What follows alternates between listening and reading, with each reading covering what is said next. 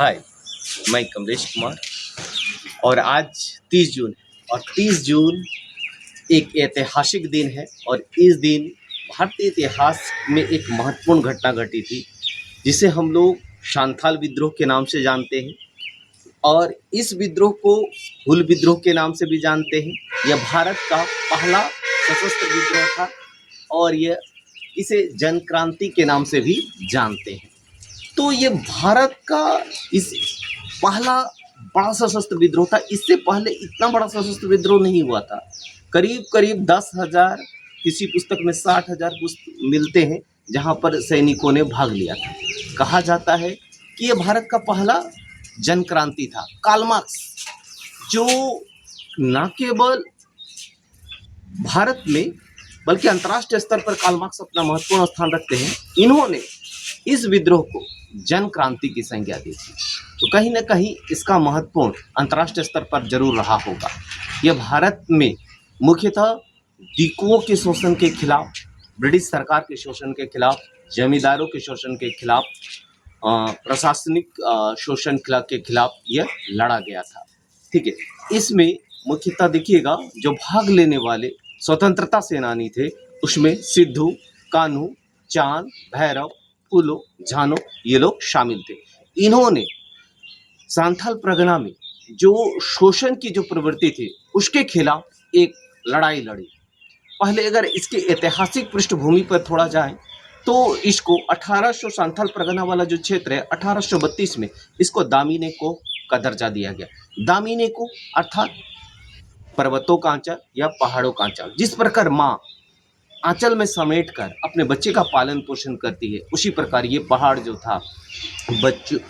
था किसानों को अपने आंचल में समेट कर उन लोगों का भरण पोषण करता था। तो कहीं ना कहीं ये था, लेकिन जैसे जैसे ये क्षेत्र सांथाली लोग इस क्षेत्र को डेवलप किए, कृषि भूमि के रूप में डेवलप किए, इसका क्षेत्र का विस्तार हुआ, जंगल को काटे, सफाई किए और इसको कृषि भूमि में तब्दील किए। और उसके बाद देखते हैं कि यहाँ पर जो शोषण की जो प्रक्रिया रही वो काफ़ी प्रबल होगी। डिकुओं के द्वारा शोषण किया जाता था। कभी कभी देखिएगा जो सांथाली जो किसान थे वो लोग गरीबी की चपेट में तो पहले से ही थे और कभी विवाह समारोह या कई घर में कोई किन्हीं का देहांत हो गया या मृत्यु हो गई, उन समय में इन लोगों को कर्ज लेना पड़ता था और कर्ज का जो या लोन जो लेते थे, हम लोग कह सकते हैं इसका जो ब्याज दर था वो 500% तक चला जाता था। आप समझ सकते हैं कोई आदमी कितना बड़ा कर्ज में डूब सकता है। और वो जब कर्ज का चुकता नहीं कर पाते थे तो उनको अपना घर का गिरवी रखना पड़ता था, अपने बीवी बच्चों को गिरवी रखना पड़ता, अपने जानवरों को बेचना पड़ता था, कभी कभी घर को भी, कभी कभी तो वो खुद को भी बेच देते थे। तो ये दशा उनकी थी।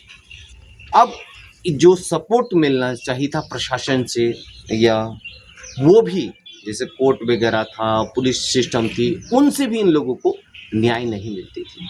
अंततः ये जो शोषण की प्रक्रिया थी वो प्रकाष्ठा पर पहुंच गई थी और बस एक घटना की जरूरत थी और वो घटना भी घटी 30 जून 1855-56 को और एक सांथाल विद्रोह हुआ।